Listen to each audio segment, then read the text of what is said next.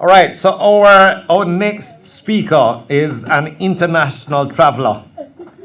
And Sharlene McLean, we know her very well. Sharlene is an entrepreneur in the truest sense of the word.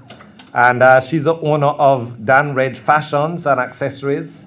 And she is also very generous in her knowledge, in her willingness to be able to help people out in many different ways.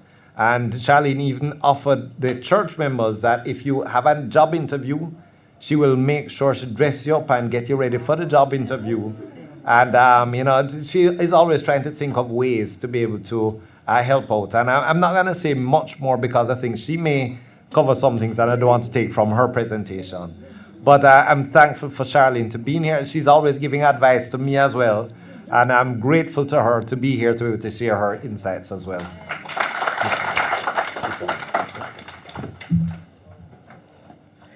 Good afternoon, ladies and gentlemen. Again, my name is Sharlene McLean. I'm here to share my journey as an entrepreneur, and it has been a journey. I started my first business when I was 19, and that business started out of poor. My mother couldn't send me back to college. I finished high school. I wanted to be an accountant, believe it. And I said, okay, what can I do? The hairdressing parlor that I was doing my hair, the business was selling.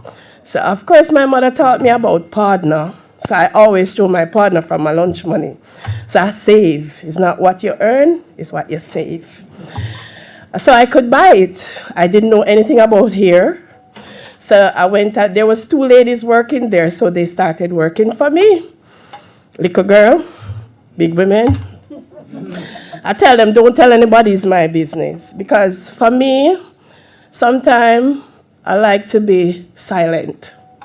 So I did a crash course in hairdressing, 3 months, fast. Because I don't believe you're supposed to do a business and you don't know what is in that business. You have to, if a floor, learn to wipe the floor. Yeah. I started that business. I wanted to do more. Never reach a school because I continued. I had a customer. Of course, you always have to have good customer service. So I'm always the life of the party. I am pleasant, even on my worst days. You would never know. So I had this customer, and she always tell me about Panama, and she buy pots. And that's what she sell, pots. But I love fashion, as you can tell. So I said I wanted to go. At that time, believe me, the ticket for Panama was 7,000 Jamaican dollars. Yes. It's now 80,000. And I saved 500 US. And I went to Panama. And that was a journey within itself. The first time I went to Panama, I know how to be humble. I can live with anybody. My mother always said this, learn to kiss us before you can kick it. I've truly done that. So this lady was, I was a Christian at the time. No, I wasn't a Christian at the time, but my sister, Marcia, was always a part of this church. So I've always been a part of the church. So me used to be nice, like a quiet church. The person that I went to it with, she's a pocket person. So in the room, she would babes all kind of way, and it frightened me. But I kept praying because I said, God, I need to learn this, And I remember I went with her the one time, and then I started going every other week. Whoa. I started going every other week. I used to go to Falmouth to one sell. I had a brother that used to help me. And at the time, I was with Reggie, my ex-husband, and we used to go to Linstead. And I always say, anytime you have a rough going down, you know you're going to have a good day. And again, Panama business got watered down because then the shipping was too high, the clearance was too high. And by this time, I couldn't do the shop anymore because you know. And one of the advice I can give you guys too is don't settle on any one thing. You're not married to that. It's not God. God is the only thing you settle on. You know, business always come and it goes. So you always have to see what is going on to know if, all right, wonder if I should stay, wonder if I should start look somewhere else. So I had my 2 babies, so I had to take a break for a while, and then I started Avon. But how I started Avon was I got broke. Avon, Panama business watered down. I got pregnant. I couldn't work. I couldn't do my business anymore. So I was broke. I bought my house, and I was broke. And I prayed to God. I said, God, show me something. Show me something to do. I kept praying about it. And I remember my sister was doing a business, but she know me can't sell. I can't sell anything. And she offered me to come and run the business for her when I was there. Because sometimes God will point you in some directions, you know. Just follow the directions. Yeah. So I saw a lady next door, and each time is a truck come deliver Avon. So I said, but I never know say Avon have truck. Like, I always see people at the Avon, but it's one box. So I was interested. So I started talking to her, and she invited me to a meeting at Pegasus. So when I went there, I was intrigued by the speakers. And there was this one particular girl. I was very intrigued by what she said. I said, but me can do what she do too. So that was a Saturday. The Monday I went to Avon office, and I said, I'm going to start order. I didn't know much about Avon product. So what I did, I bought some products to learn about them. Then I went downtown to the Chinese for order, because I don't want a 1-box order. I want big truck order. So I remember dressed nicely, because when you're doing sales, you have to look the part. So I remember dressing nicely. Those days I could wear heels and go to different Chinese shops. And the first day I went, I did 300,000 worth of sale. And I remember the lady said to me, she went with a gentleman. It was 2 of us, she signed up. She went with him, and they only did 100. I went by myself, and I did 300.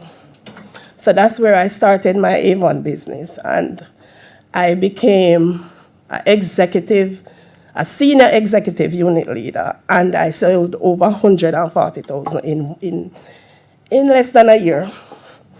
When I started Avon, though, 1,000 US. When I started Avon, it was 3 months before the Avon year would have closed. So I remember they had this big thing at Ritz-Carlton, and they invited me, and I remember they put me on the front. You watch Glow and Gold, and you know, you up at the front when you get something. So I said, but just start. And I remember when my name flashed on the screen, says I sold the most in the entire year for a new representative. I was like, oh, I must be somebody else's name, Sharlene McLean, but just start.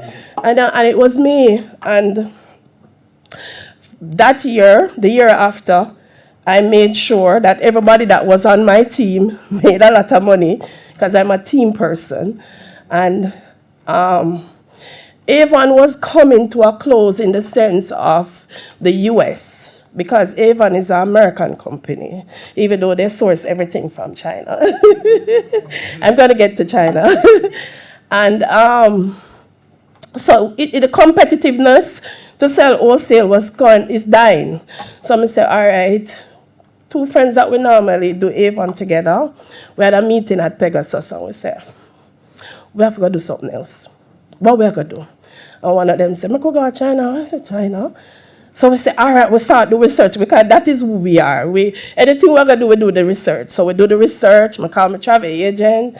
Which part of China? I can't remember. China big, you know. So she tell me Guangzhou, and we do research. The 3 of us decided we were going. And all of us got tickets, not on the same day. Different plane, different everything. And I remember the first time I was going to China, I didn't understand that it would take me 3 days to reach. I am afraid of flying, believe it. I'm afraid of flying. At that time, I've never been to LA, and I was supposed to go Miami, LA.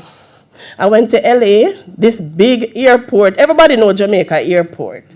And if you never travel, you would have feel like, oh, you can't just go to any airport and you not understand the bigness of the hugeness of these places. So I went to LA airport. The international flight was going to a different terminal. I couldn't find the terminal. It was me alone. I had to spend the night in the airport. I never know that my bag was sent already, so I didn't have any cleanup. It was a mess. When all of us reached China, we were not good. But one of the things I remember, I kept praying. When I reached, that time I used to go Beijing. So it was LA, Beijing. And when I reached Beijing, I didn't have a card. I don't speak Mandarin. I didn't have no card to go to the hotel, nothing. And you see, God, powerful. Sorry, I have to testify too. I said, okay, I'm on the Guangzhou flight. It was 3 hours to Guangzhou from Beijing. And I kept praying. Remember now, I spoke to nobody because everybody on the plane is Chinese. I was the only black person on the plane. So it's kind of like you're segregated, but you now work for how much hours by yourself. And I kept praying, and I was praying. I didn't even know the lady beside me spoke English. So when we landed, she said, oh my God, you're a Christian? Because you prayed the whole time. And, when I come off of the plane, though, I remember coming through and said, God, what am I going to do now? And I remember somebody said, Sharlene, and I don't know this person, but she black too. I just got God tight. And, I was just so grateful to God for answering my prayers. And, not just that too, but the different journeys that God has carried me in my life. Just as Mark said, sometimes you're going to feel. Yeah. But you see, if you not try, you feel more. Yeah. So you have to try. You notice Mark, you notice the trend. He started this business, and then he go on. You notice the trend? Me, same thing. Yeah. So, went to China. Never carried too much money because me did feel like, I don't know where me are going now. You get the trend? Yeah. I don't know where me I go buy, and I remember going there though, and I think I took like 4,000 US. Forgot China with 4,000 US and no money. Let me just say it. So I said, oh God, there's so much things to buy. You know what I mean? But again, me had what I needed jot down. You can't get ahead of yourself. So I did what I was supposed to do. And that was 11 years ago. I started going to China like 3 times a year. I mean, it has been a journey. China has so much to offer though. Going to China, I realized that simplicity sometimes is best. Just like when Mark said, use $2,000. That's how Chinese think, They don't need this big production and this big. Sometimes you can't think that, oh, I only have $10,000, oh, I'm going to start. No. Start with it. It's just that when you're just starting a business, you have to make the business grow. You work the business, then the business work for you. So you have to carry the business through a process. So you can't, the business start and you don't start eat. No. I said to myself, every time I was going to China, my money should be growing. I'd grow till I could do my own container. Yeah? The second time I went to China, I realized that if you're not smart, you have to learn the business. So I learned how a container was measured. I learned about the shipping, the logistic of it. And because I realized if you don't know stuff, people will fool you. Yeah. So I did a crash course in everything. The second time I went, me and a couple of friends, we did one container. And that was a journey within itself. And I kept going though. I kept going, and when people would come to the store and say, me jumped the gun. The second trip I went to China, I remember I used to do Avon. So I used to sell different wholesales roll-on. So there was this shop in Portmore Pines Plaza that I used to sell roll-on. But you know, everybody have a time when they would call you. So I said, oh, I'm not hear from the man. And me and Reggie go over there. Just go check up on him. And I saw that the store was closed down. And I told my sister that, you know, the store used to sell the roll-on over Portmore Pines closed. And she said, why you not think about it? Open it. And I said, open it. And this is something that I prayed for. This is something that I prayed to God for. Because when I used to do Panama, I used to have people selling for me. But they would sell on the road. Because as Mark said, I like the shopping part of it, and I will do sale, but I never like the road thing. So I would have people selling for me. And I remember always praying, God, I want to pray that I'll get a store. This, you know, I want more, not the road thing, I want the store. So when it came up and I thought that, you know, I can't afford this.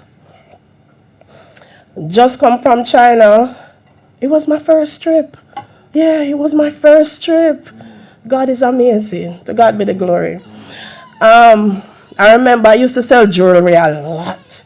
So I bought a lot of jewelry. At that time, jewelry was selling, you know, China gold? Yeah. Right, so it was selling a lot. So I had this customer who was buying it from me wholesale. And I remember my mother's house now, she come. And she spent, the money that she spent with me could pay down on the shop. That is how amazing God is. I paid down on the shop, and I said, I don't know if I can get the work I know, because I'm not going to make the money yet. So I was sat in there myself, and I remember the first day packing out, people would come in and we start sell. So by the second week, of course, I could get workers. And it was me and my sister sharing the store. So over here was clothes, and over here was, it's a good size shop, was furnitures. That was the December finish, and I went back to China the January. I had more money. My sister called me and said, I'm coming out of the shop, you know, because it's not doing well for me. And I remember thinking, how am I going to pay this rent by myself and pay workers by myself? And I called a friend, and him said to me, sometimes some people for start you, but them not for finish you. And that's why you need to have positive people in your life. Yep. When you have your ideas, don't go to somebody where you say, no, sir. Positive people make a difference, because that just changed my whole view, you know.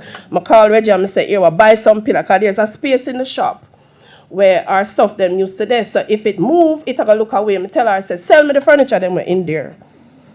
So I keep them furniture there, because you have to make the store look good same way.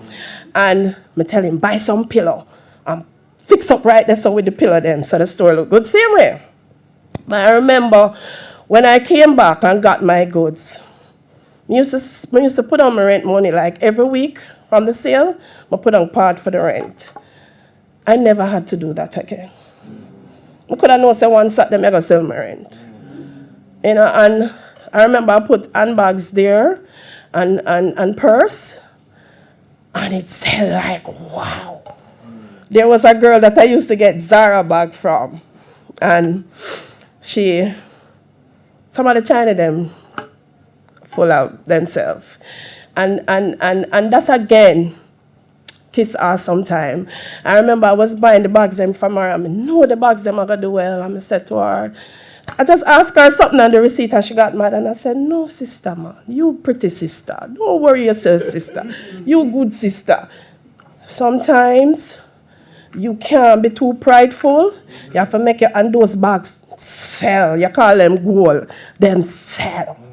So sometimes you just have to think out of the box. You have to put God in it. When people come and say, who buy for that store? I say, me and God, because this is the truth. When I'm walking, I pray. I do. I pray and ask God to say, God, show me for buy. Show me you know it go work.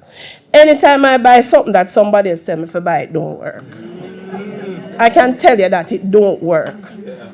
Because I prayed about what I'm doing. My store grew that I could have another store in Linstead. I had one in Spanish Town, but because of COVID, I had to close it down. But my store grew, and I could buy a store in the mall. I was really taken aback when I realized I could buy the store. And I never had to, it wasn't a stress. You know, I buy my house a stress. But when I buy the shop, it wasn't a stress. But I did the work. And just like what Mark said, before COVID, I never had to be in my business so much. Because I did it, I had a supervisor, you put things in place. Because you can't always work to your debt, you know. Because one of the things I realized, and I always think of your father, Greg. He's a man that I respect because he's one of the good politicians, was. And, you know, I always think how hard he worked, and when he decided to relax, he was no more. And I take it from it, and I always say, enjoy your life. Mark, you have the right perspective. Yeah. You know, enjoy your life even when you do the business, because you don't know what's going to happen to you. But my business grew more than I could ever thought. I started selling wholesale. I love wholesale. Why I love wholesale is the money might smaller, but it's not far, in a sense. You can't small-minded. Yeah. Just like when I say I want to make 15 million in a GCT, because I'm have the right. Yeah. So it's the same thing. So I might be selling a pants for 3,000. 3,500, but I sell it back for 1,600. But guess what? The person I buy 5 dozen. You understand? I sell here too. Some of I might sell a wig for 20,000, but I sell it for 15 or 14 because the person I buy a couple. You know, so I like the wholesale business because you see about that money quickly. Yeah. And it can turn over. When money turn over quickly, it's better. Than if I look the big money and it stays longer. Because remember, you still have to pay your bills, you know. Yeah, sure. You still have to pay your bills. You still have to do whatever you have to do. So it's best for the money turn over faster. So I don't sell expensive. I get flat feet, but I try to sell very reasonable. Yeah. Because I want it move faster. Yeah. So COVID though was a big wow. Because my business is in St. Catherine. My 3 stores was in St. Catherine, and St. Catherine got the blunt of it. Because remember, we got locked down before. And I can tell you, said I know of people that lose them house, lose them car, don't have no business. So stand up here so today and still have a business is a testimony to God. And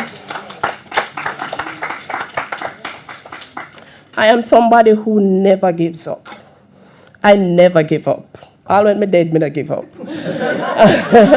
I can tell you, in COVID, I couldn't get stock. It was hard because what I like a certain type of clothes.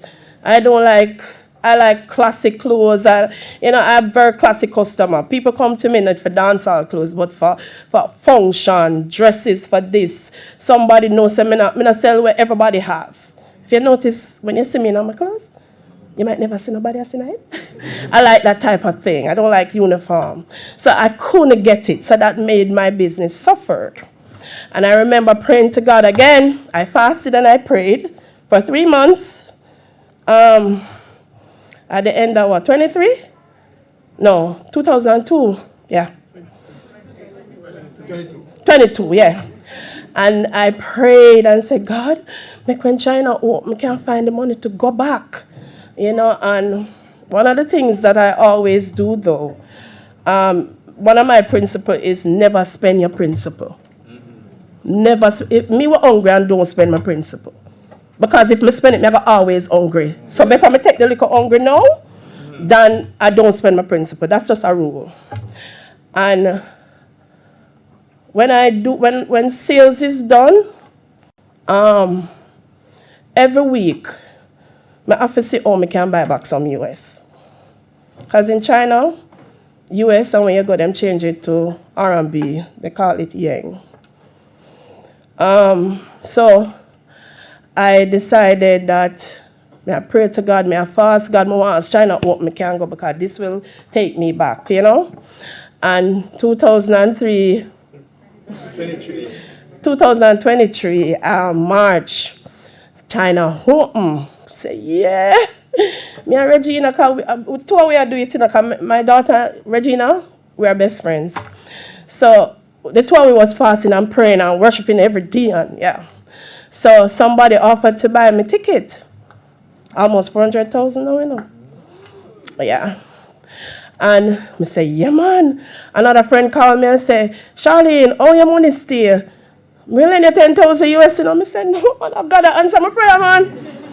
This is from God. And I remember going to China, and at the time I was questioning love, and I went to China, and I got sick 3 days after. And I felt like giving up. But then, so I can't give up. That's why I tell you, say, all when I'm dead, I never give up. Because I was on death's door, but I never gave up. Because if I give up, what happened? You know, from your life, you have hope. And but church people, I have to share this part. Sorry, Greg. We have, you know, everywhere in the world we have a church? Yeah. Do you know that? Everywhere in the world we have a church. The sister right there, Flo. So, Fleur, my name. Somebody got in contact with Fleur. Greg, I don't know. But I know that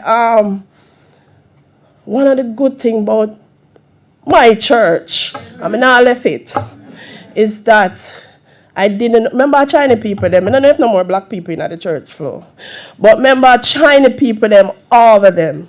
And I remember every single day one of them would come. Every single day I look up, say God have a sense of humor. One day one of them come with Rose. I love Rose.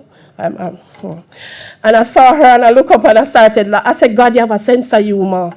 Because him knows say Rose kind of warm spirit. But Flo can't tell you what I went through, but they were there. Thank God for my church. But I never gave up, and I just want to implore you guys, don't give up. If you start one little business and it don't work, get advice. Talk to somebody who will do business too. Yeah. No matter what it is, it can work. Just have faith in yourself and put God in it. That was the March. I had to go to New York and stayed in the hospital for a long time, and I was there until June of last year, believe it. But guess what? September, I'm there in China again. Yeah, come here and say, in the hospital, I'm here plan B. You know, you just, I say, God, give me a spirit of never giving up. And thank you, girl. September, I was there again. And sometimes God will teach you lessons, we have to just learn them. And I did my own container. When I saw the container coming in the plaza, I cried. Tears run from my eye. And I said, this is testimony to God and me never giving up. And remember, I lost over 2.8 million when I was sick. And that was me coming back, trying to fight back. So that's why I tell you, don't give up. I could go back to China, sell, because I did get to buy a little bit of something. I will sell. I could have carried some money with me. My partner, I always believe in partner. And I make it up, and I could have done my own container. And that was September, November, yeah. So Christmas come around, and I'm building my business. But you know, one of the things I can tell you guys too, I'm thinking of something else now. Because one of the things I realized, you have online shopping a lot. Yeah. So each time you're doing something, you have to realize the world change. So you have to change back with the world. So yeah, I try to be more online, and I'm not really old school, very, but I have to get with the time. I have to get with the time. But I'm thinking of something else too. Because one of the things I want to share with you is China, the sky is the limit. The sky is the limit. I remember somebody asked me to they gave me 500 US to buy some phone accessories for them. And the second time I bought, their business grew to 700,000, and they had stock. But when you just start the business, allow it to grow. When I just started my store too, me catch up Avon, and Avon support me till my store could, you know what I mean? Because the store is the newest thing now. It's like how Mark Gregory say, you know, him find this thing, but I'm bag juice him used to do. But when him realize, say, okay, I don't need to do the bag juice thing no more, so I'm stop. So it's the same thing. Avon get obsolete, so I stop. But it took care of me until that one could stand on its feet. So I remember growing that person's business. This is something I do, though. I buy for people. I source things for people. Anything where you can think about in the world, if you want to make yourself, China can't make you. I buy car parts for people, and I bring it in. I have a friend that have a car parts, car accessory. I have a friend that have a factory that sell career clothes. You know that career clothes is a big thing. Anybody can sew in here? Anybody can sew? Come on. Career clothes is an untouched market. You know why? The Chinese them don't have no part of it. So you see, because the Chinese them don't have no part of it, you can make millions. They set up, the person have a factory, I buy the police clothes, the epaulet, the pilot hat with everything on it. So I have been sourcing all kind of things for different people. The logistic of it, I also bring it into. So if you find a product, I remember a man wanted to start a water store. You know what a water store is, right? Yeah. And he found the machine. And I sent it to my warehouse, bring it in my container, and he collected it. And that is another good business. So there's a lot of things that you can. When I go to electrical market, because in China the markets are set up. If you go to electrical market, it's only electrical, only appliance. If you go to bag market, it's bags. You can't believe so much bag exists in the world. So when I go there and I see, it's no big production. Even when I go to a factory, I go to the ear factory. I have the lady that I buy from, she has her own factory. When I go there, you think I'm a pretty place? No. The Chinaman have the money bag around him. Simplicity. Yeah. So they spend less money. Yeah. So it is more. I always say, just as Mark said, he was talking about 10 times. I always say at least 3 times. Because my ticket, the clearance, and the price. So I always say at least, if I go buy something, I often know say at least 3 times. If it not going to do that, I not buy it. Because what would all of this work be for? So I'm not going to buy it. If it not going to make sense, I'm not going to buy it. So if you ask me to source something for you, I have to know what it sells for in Jamaica. Because then it's not one person have it, you know. Yeah. And you have to walk and source the price. So me want to know if a $200 you pay for this at Jamaica. So me know when me going to get it for at least 3 times your money. So those are the things you have to do. Just like when Mark say, you have things where you're 10 times, you have things where you're 12 times. Yeah. So you have some things where they are sellers and they're bringing people. Mm-hmm. But then you have the things that give you more profit. So you have to think that kind of way too, you know what I mean? And I started from my van. I started from my van. You understand what I say? I started from my van. And I remember when I buy my house, I have $70,000 left in my bank book. 70,000. Because I always do something, I never used to that. 70,000. But God allowed me to learn what I needed to learn and understand that sometimes you have to fail. But pick up yourself and take it up and go again. You know what I mean? I remember one of the things too. I had a good business banker, NCB.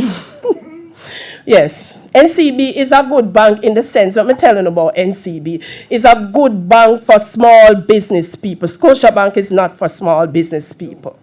NCB is for small business people. So whatever else, I have to speak the truth. So I had a good business banker, and I remember one time a container, the container gets seized at China, and it stayed there for 2 months, and I was to go back for the September, and it never come till the August. And I said, oh, I'm going to do this because you have to go September because it take a while to get here for Christmas.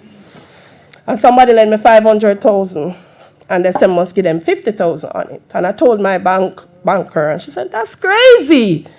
To take 500,000 out of your business one time and you just start? No. And I remember she lodged $1 million. She just said, I'm going to get a loan now. You know, you can't get unsecured loan. And she sent out $1 million to my account. And I remember I used to pray and ask God, don't make when goods come, my shop empty. And you know, say, that was God answering my prayer. Because the container came late. So when I was in China, the goods was so much. So because of that, my shop never get empty again. So, you know, in all of it, just allow God for work. And try to have a good people around you. Every bank, then put you onto a business banker.